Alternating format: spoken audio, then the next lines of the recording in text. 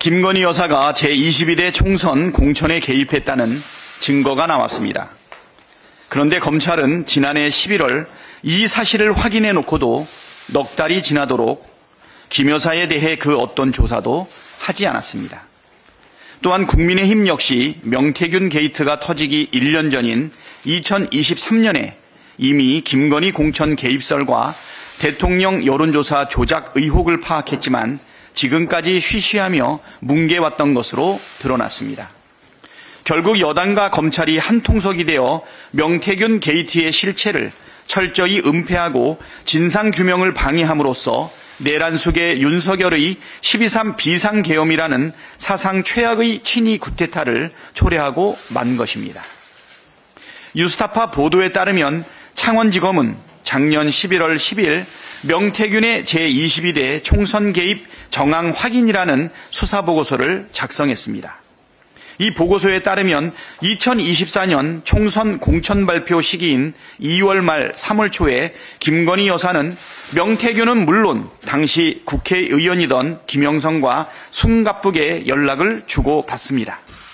그 내용을 간단히 정리하면 창원 의창에서 김영선 컷오프가 예상되자 김건희의 조언에 따라 김해 갑으로 지역구를 옮겨 언론에 발표하고 이 기사를 다시 김건희에게 보내 김해갑 공천을 따낸다는 시나리오입니다. 하지만 김건희 명태균은 김영선 공천에 실패했고 그 이유는 당시 한동훈 비대위원장의 비협조라는 게 일반적인 추정입니다. 그 유명한 한동훈의 김건희 문자 일십 사건의 시발점도 바로 이때가 아닐까 추측해 봅니다. 창원지검은 당시 3건의 수사보고서를 통해 김건희, 윤석열 부부의 공천 개입 혐의를 입증할 상당한 증거를 확보했다고 보는 것이 타당함에도 넉 달을 허송 세월했고 얼마 전 사건을 서울중앙지검으로 떠넘겨 버렸습니다. 서울중앙지검이 어떤 곳입니까? 도이치모터스 주가 조작, 명품백 수수, 코바나 컨텐츠 협찬금 불법 수수, 아크로비스타 뇌물성 전세권 설정 의혹 등 김건희 의혹에 대해 모조리 면죄부를 준 것입니다. 국민의힘은 또 어떻습니까? 보도에 따르면 국민의힘은 2023년 10월 김건희 공천 개입설과 명태균의 전행을 담은 당무감사 보고서를 만들었습니다. 그러나 아무런 조치도 취하지 않았고 그때부터 지금까지 오로지 윤석열, 김건희 부부를 비호하는 데에만 혈안이 돼 있습니다. 국민의힘이 명태균 특검을 반대하는 건 도둑이 제발 저리는 격입니다. 국민의힘이 말한 대로 특검을 반대하는 자가 바로 범인입니다. 내란 속의 윤석열을 하루빨리 파면하고 경제위기 극복에 총력을 기울여야 합니다. 파면해야 할 이유는 이미 차고 넘칩니다. 12.3 비상계엄은 헌법과 법률이 정한 요건과 절차를 따르지 않은 위헌 위법임에도 불구하고 위헌 위법임이 명백하고 윤석열은 헌법 수호 의지가 없음이 확인되지 않았습니까? 국정공백을 조기에 끝내고 민생 회복과 경제위기 극복에 모든 역량을 투여해야 합니다. 미국이 상호관세 10%만 부과하면 우리나라 대미 자동차 수출이 4조 원 감소한다고 합니다.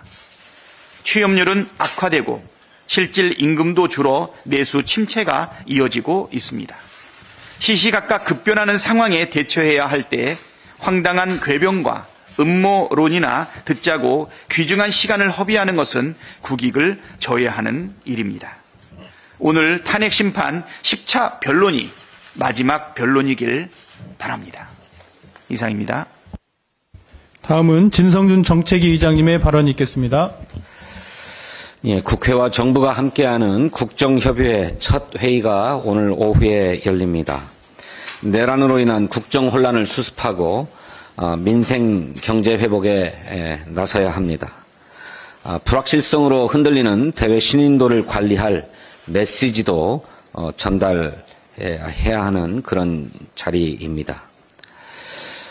사자가 함께 논의하고 최소한의 합의를 도출해야 할 주요 의제들은 분명합니다. 무엇보다도 회복과 성장을 위한 추가 경정 예산안 편성을 결단해야 합니다. 지난달 청년층의 체감 실업률과 고용률 모두 최악을 찍었습니다.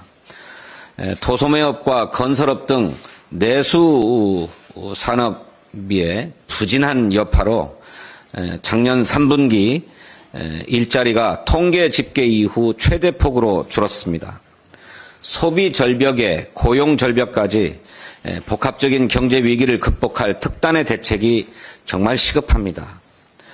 더구나 1%대 저성장 우려까지 제기되고 있어서 추경의 필요성을 모두가 인정하고 있는 상황 아닙니까? 추경은 때를 놓치면 효과가 반감되고 그 피해는 고스란히 국민께 돌아갑니다. 민생이 절박한 만큼 국민의힘도 대승적 차원에서 함께 해주기를 당부합니다.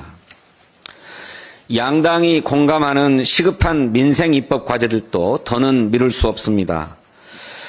민주당과 국민의힘은 그간 정책위원회 의장을 중심으로 한 민생 공통공약 추진협의회를 통해서 합의된 법안들을 통과시키는 데 노력해 왔습니다. 어제도 산업위원회에서 에너지 3법 등이 통과되는 등 실질적인 진전도 있습니다. 시급한 민생입법 과제들은 합의된 것부터 매듭지어야 할 때라고 생각합니다. 우리 대한민국이 직면한 국가적인 과제들도 단초를 마련해야 합니다. 기후위기, 연금개혁, 저출생, 또 당면에서는 통상대책 등이 그것입니다. 어느 것 하나 가볍지 않은 의제들이지만 지도부들이 머리를 맞댄 만큼 첫 국정협의회에서 해결을 위한 방향이 제시되기를 바랍니다. 오늘 국정협의회에 국민적 기대와 이목이 집중되어 있습니다. 이재명 대표를 비롯한 민주당은 무거운 책임감을 가지고 회담에 임하겠습니다. 국민이 겪고 있는 어려움을 해결하는 데에는 여야가 따로 없습니다. 기대에 부응하는 실질적인 성과가 나올 수 있도록 최선을 다하겠습니다. 한 가지 더 말씀드리겠습니다. 트럼프발 관세 대책에 대응하기 위해서 정부가 비상 수출 대책을 지난 18일에 발표했습니다. 무역금융 366조 원 공급을 비롯해서 수출 바우처 지원과 수출 애로 해소, 시장 품목 다변화 등이 주요 골자입니다. 그렇지만 정부가 강조한 역대 최대 규모의 무역금융 366조라고 하는 것은 기획재정부가 지난 1월에 발표한 수출 금융 목표 360조 원에서 겨우 6조 원 늘어난 것입니다.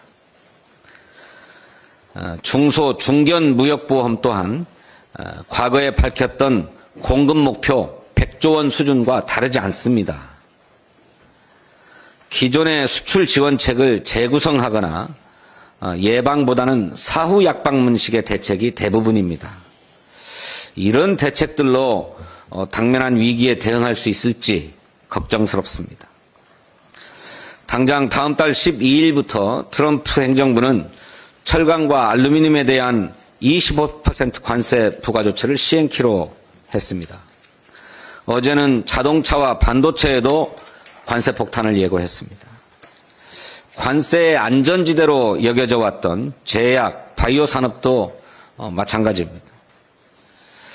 그럼에도 정부는 트럼프 행정부의 관세 조치와 업종별 영향이 가시화되면 필요한 대책을 추가로 제시하겠다 이렇게 발표했습니다. 땜질식 처방이 아니라 실질적인 통상 외교 마스터 플랜이 필요합니다. 트럼프 대통령은 기존의 외교 문법을 무시하고 예측 불허라는 평을 받습니다. 그렇지만 또 한편에서는 이념에 경도되지 않고 매우 실용적이라고 하는 측면도 가지고 있습니다. 민주당은 지난 정부에서 트럼프 1기에 대처한 풍부한 외교 경험을 가지고 있습니다. 실제 미국 정치 전문지 폴리티코도 트럼프 대통령을 가장 잘 다룬 외국 정상 중 한 사람으로 문재인 전 대통령을 꼽기도 했습니다. 정부와 기업, 국회가 모든 경험을 총망라한 외교적 노력에 돌입해야 합니다. 멕시코와 캐나다는 미국과 협상 후에 관세 부과 시점을 한 달간 유예했습니다. 호주도 호주 철강의 특수성을 이유로 면제 협상이 이루어지고 있습니다. 우리나라도 정부 사절단 또 기업인들의 경제 사절단 등을 파견한다고는 합니다마는 뒤늦은 출발인 만큼 더욱 박차를 가해야 합니다. 그래서 민주당이 제안한 국회 통상대책특별위원회가 필요합니다. 초당적 대응으로 총력 외교전에 나서야 되겠다 이렇게 생각합니다. 최상목 권한대행도 엊그저께 통상 총력전을 펼치겠다고 하지 않았습니까? 국회와 정부가 함께 통상 총력전에 나서기를 기대합니다. 감사합니다.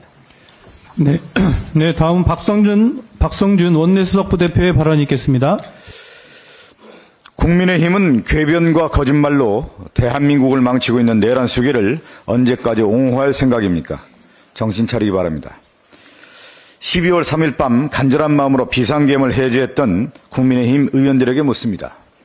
내란 우두머리 윤석열이 그 어떤 궤변과 거짓말로 본질을 흐리려 해도 진실은 사라지지 않습니다. 온 국민과 함께 지켜보고 저항하지 않았습니까? 윤석열은 평소 술자리에서 이재명, 한동훈, 우원식 등 정치인들을 품평하고 법으로 안 되니 힘으로 해결해야 한다는 의지를 밝혔다고 합니다. 늘 내란을 꿈꾸고 독재를 꿈꿨던 윤석열입니다. 대한민국 대통령의 자격을 단 1g도 가지지 못한 사람입니다. 이런 한심한 자를 공당의 우두머리로 언제까지 모시고 보호할 생각인지 참으로 갑갑합니다. 권영세 비대위원장은 국민의힘과 대한민국 헌정질서를 완전히 망치기로 작정한 것 같습니다. 극우 세력의 폭동을 옹호하고 법치를 부정하며 불법적 비상계엄을 옹호하는 발언을 연일 이어가고 있습니다. 국민의힘은 극우의 힘의 길로 걸어가고 있습니다. 부끄러운 줄 알아야 됩니다. 극우 세력의 준동에 아무 생각 없이 끌려다니는 국민의힘의 중진들도 참 한심하기 이를 데 없습니다. 정도를 벗어나도 너무 벗어났습니다. 나중에 돌아가고 싶어도 돌아갈 자리가 없을 것입니다. 민주당은 내란 발단이 된 명태균 국정농단의 진실을 밝힐 것입니다.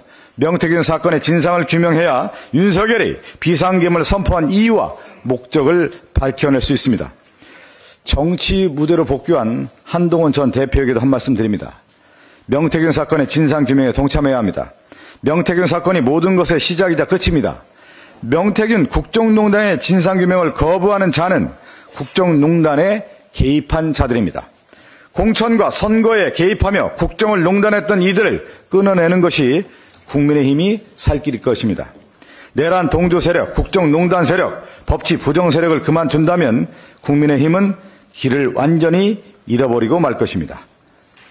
지금 이대로 가면 국민의힘은 극우의 힘으로 전락할 것입니다. 이 점을 한동훈 전 대표도 명심하기 바랍니다. 이상입니다. 네, 다음은 김용민 원내정책수석 부대표의 발언이 있겠습니다. 네, 오늘 헌법재판소에서 10차 탄핵 변론기일이 있습니다. 그리고 윤석열에 대해서 서울중앙지방법원에서 1차 공판 준비 기일이 있습니다. 윤석열, 피고인 윤석열 그리고 피청구인 윤석열은 입만 열면 거짓말을 하고 있습니다. 지난 12월 3일 비상계엄을 선포한 이유에 대해서 윤석열은 세 가지를 얘기했습니다. 국회가 입법 폭주를 하고 있고 탄핵을 남발하고 있고 예산을 함부로 삭감했다라는 것입니다. 명백한 거짓말입니다. 윤석열의 비상계엄은 장기 집권을 목표로 한 것입니다. 하지만 윤석열이 계속 주장하고 있으니 그게 왜 거짓말인지 잠시 보여드리겠습니다. 지금 보여드리는 것이 윤석열 공소장입니다. 윤석열 공소장에 뭐라고 되어 있냐면 피고인은 22대 국회의원 선거를 앞둔 2024년 3월 말 4월 초순경부터 비상계엄을 계획했다라는 것입니다. 그러면 2024년 3월 말 4월 초순경 국회가 어떤 상황이었는지 잠시 말씀드려야 될 것 같습니다. 당시 탄핵은 5명밖에 없었습니다. 이상민 행안부 장관은 우리가 이태원 참사 때문에 탄핵을 했고, 이동관 언론정악 그리고 방통위 2인 체제 때문에 탄핵을 했습니다. 안동환 검사 잘 아시는 것처럼 검찰의 공소권 남용으로 대법원 확정 판결을 받은 사람이었습니다. 손준성 검사 고발 사주 사건으로 재판을 받고 있는 사람이었습니다. 이정석 검사 언론에서 대대적으로 부패가 보도되고 있던 사람입니다. 이 5명밖에 없었습니다. 탄핵은. 그리고 입법 폭주했다라고 하는데 특검법 당시 2건밖에 없었습니다. 50억 클럽 특검, 김건희 특검 단 2건에 대해서 거부권 행사했던 상태입니다. 이런데도 입법 폭주 그리고 탄핵 남발이 계엄의 이유였다라는 것이 얼마나 허황된 거짓말인지 알 수 있을 것 같습니다. 게다가 이때는 예산 삭감도 없었습니다. 그러니 윤석열 대통령이 지금 얘기하고 있는 비상계엄의 이유는 전부 다 새빨간 거짓말입니다. 오로지 장기 집권을 위한 목표였다라고 할 것입니다. 공소장에 아주 중요한 대목이 나와서 하나 더 보여드리겠습니다. 우리는 12월 3일을 비상계엄으로 얘기하고 있지만 윤석열의 표현은 다릅니다. 공소장에 보면 이런 표현이 자주 나옵니다. 비상조치권, 비상대권이라는 말이 아주 많이 나옵니다. 이게 갑자기 나온 얘기가 아닙니다. 72년 유신헌법에는 긴급조치권이 있었고 비상계엄과 달리 긴급조치라는 것을 통해서 국민의 기본권을 정지시킬 수 있는 엄청난 악용될 수 있는 권한이 있었습니다. 그게 80년 50 헌법에서는 비상조치권이라고 명확하게 규정이 되어 있습니다. 우리가 87년 헌법 개정하면서 비상조치권을 완전히 드러내서 우리 눈에는 지금 안 보이지만 80년 전두환 헌법에는 비상조치권이 들어있었고 윤석열은 계속 비상조치권을 얘기하는 것이 바로 80년 비상조치권을 염두에 둔 것입니다. 다시 말해서 윤석열은 이번 비상계엄을 통해서 장기 집권과 독재를 꿈꿨던 것이지 국회 때문에 한 것이 전혀 아니라는 점을 분명하게 말씀드립니다. 이상입니다. 네, 다음은 강준현 국회 정무위원회 정책조정위원장님의 발언이 있겠습니다. 대한민국 민주주의는 지금 불길 속에 있습니다. 불을 지핀 윤석열 정권과 그 불길을 부채질하며 전광훈은 배를 불리고 있습니다. 윤석열은 불법 계엄을 꿈꾸며 국민의 목을 조이려 했고 전광훈은 내란 선동을 돈벌이의 수단으로 삼아서 금고를 채우는 중입니다. 노년층을 대상으로 알뜰폰을 사면 나라가 산다는 황당한 논리로 가입을 유도하고 선교카드 1,000만 명이 가입하면 한 달에 2천억 원이 나온다. 죽을 때까지 월 100만 원을 지급한다는 허무맹랑한 약속을 내세웠습니다. 또한 제3자 제공 동의를 이유로 가입자의 차량 운행 정보, 휴대전화 사용 내역 등 수집한 개인정보를 자신의 가족회사에 공유하고 있다는 의혹도 제기되고 있습니다. 이런 범죄 의혹에도 불구하고 최근 금융당국과 수사기관은 교회가 정관에 따른 목적 사업을 진행했다는 이유로 수사도 하기 전에 내사 종결 처리했습니다. 교회에서 정관은 헌법이라는 궤변에 금융당국과 수사기관이 제대로 된 수사를 할 수 없다면 대한민국 모든 종교단체는 정관을 내세워 헌금으로 불법적인 사업을 벌여도 괜찮다는 것입니까? 그러나 우리는 분명히 해야 합니다. 전광훈은 종교인이 아닙니다. 그는 신앙을 이용해서 사리사욕을 채우는 자이며 애꿎은 독실한 종교들과 동일선상에서 논할 수 없습니다. 최근 보도된 전광훈 유니버스는 이를 더욱 명확히 보여줍니다. 전광훈은 자신과 측근들이 운영하는 언론, 통신, 쇼핑, 금융사업을 통해서 수익을 창출하고 있으며 신도들을 대상으로 한 애국자금 모집을 빌미로 이익을 극대화하고 있습니다. 사랑제일교회 내부에서도 특정 인맥과 가족 네트워크를 활용해 자금을 장악하고 있다는 정황이 드러났습니다. 금융당국과 수사기관에 다시 한번 촉구합니다. 기업이 사규를 근거로 횡령을 정당화할 수 없듯이 조회 역시 정관을 근거로 불법을 정당화할 수 없음을 명백히 일깨워줘야 합니다.